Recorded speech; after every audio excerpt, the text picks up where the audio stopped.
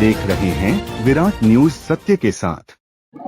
गुरु जी, आज सिलवासा के पावन धरती पर आपका आगमन हुआ है। जहाँ तक हमें पता चला है, जो ये जो संस्था है उनका 101 साल हो गया है। क्या कहना चाहेंगे आप प्रदेश के प्रदेशवासियों को?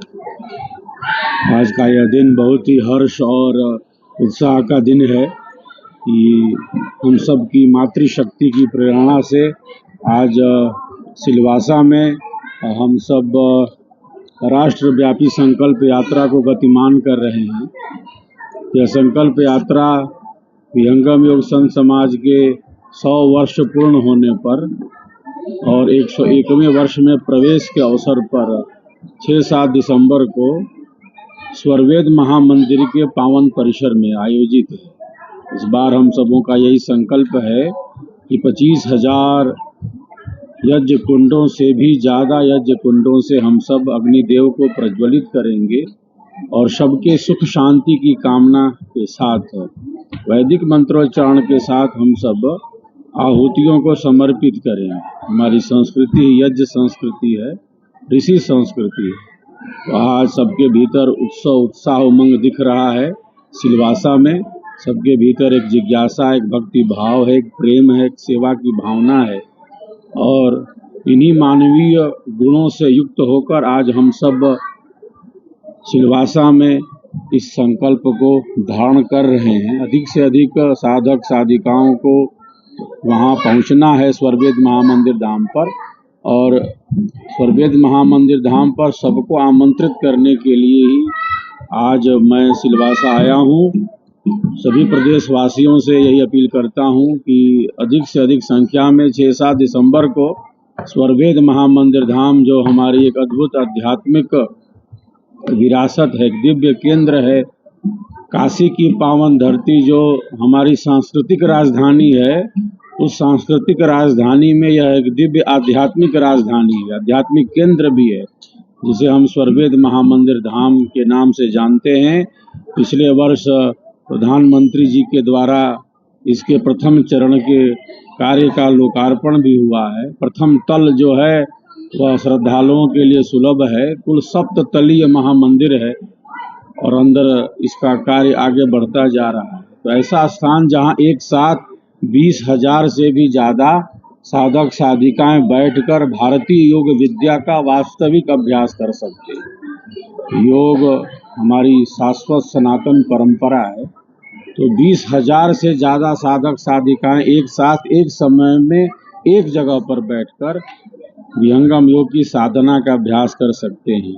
अभी भी लाखों भाई बहन पूरे देश से स्वरवेद महामंदिर धाम का दर्शन लाभ लेने पहुंच रहे हैं और उसी दिव्य महामंदिर के पावन प्रांगण में अद्भुत महायज्ञ, विशालतम महायज्ञ है। और कन्याकुमारी से कश्मीर तक यह यात्रा गतिमान है। 22 राज्यों का भ्रमण पूरा हो चुका है।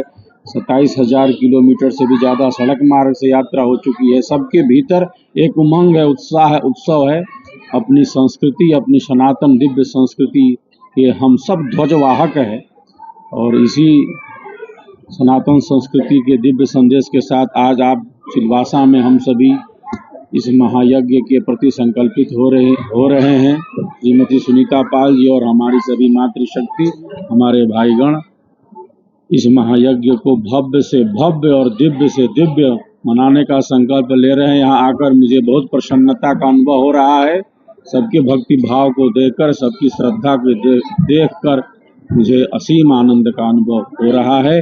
मैं सबके कल्याण की ही कामना करता हूँ। परम प्रभु से, ईश्वर से, सदगुरु से सबके कल्याण की मैं आज इस अवसर पर कामना करता हूँ। सबका सब विधि हो कल्याण, यही संदेश है। गुरु जी, जहाँ तक देखा अभी कार्यक्रम के अंत में आप योग के प्रति भी लोगों को सजग किए। योग जीवन में कितना अहम रोल निभाता है? योग ही हमारी संस्कृति का प्राण है और इसकी 5 साधना विधियां हैं। जैसे जब भी योग शब्द हमारे समक्ष आता है तो प्रायः हम सब यही समझते हैं कि आसन करना है, कुछ प्राणायाम करना है, श्वास प्रश्वास की कुछ क्रियाओं को करना है। वस्तुतः यह योग का एक प्रारंभिक स्वरूप है, योग की पूर्णता नहीं। तो योग बहुत भेदिक है। हमारे भारत की जो योग विद्या है वह केवल आसन और प्राणायाम तक सीमित नहीं है। आसन प्राणायाम का अभ्यास अनिवार्य है, किंतु योग यहीं तक सीमित नहीं। तो विहंगम योग संपूर्ण योग है। विहंगम योग की आध्यात्मिक विधि है। विहंगम योग का आध्यात्मिक विज्ञान है, जिसमें हम आसन भी करते हैं, प्राणायाम भी करते हैं, लेकिन केवल इतना ही करते नहीं रह जाते योग के नाम पर, बल्कि हमारा जो मन, हमारी इंद्रियों का संचालक है, आत्मा की शक्ति मन के साथ है और मन इस शरीर के कार्य को आगे बढ़ा रहा है। तो किस प्रकार हम अपने मन को स्थिर करें, शांत करें, एकाग्रचित करें, हम अपने भीतर उतरें, क्योंकि हम सबके भीतर अनंत शक्ति है, हम सबके भीतर अनंत ऊर्जा है। और इस ऊर्जा का हम अनुभव तभी कर सकते हैं जब हम विहंगम योग की आध्यात्मिक साधना से जुड़ें, हमारे भारत की योग विद्या से जुड़ें। तो आसन प्राणायाम भी आवश्यक है, किंतु केवल वहीं तक हमारा योग सीमित नहीं है। हमारे ऋषियों ने योग का आध्यात्मिक स्वरूप दिया है। विहंगम योग के प्रणेता सद्गुरुदेव भगवान ने इसी योग की गहराई को अपनी साधना से प्रकट किया, विहंगम योग के रूप में उस लुप्त गुप्त ज्ञान को प्रकट किया और सबके कल्याण का साधन दिया है। तो हमने विहंगम योग की साधना का भी अभ्यास किया, प्रथम भूमि के साधना की तरफ हम आगे बढ़े हैं। तो योग यज्ञ ध्यान से ही सबका कल्याण संभव है, यही हमारी भारतीय संस्कृति है। धन्यवाद।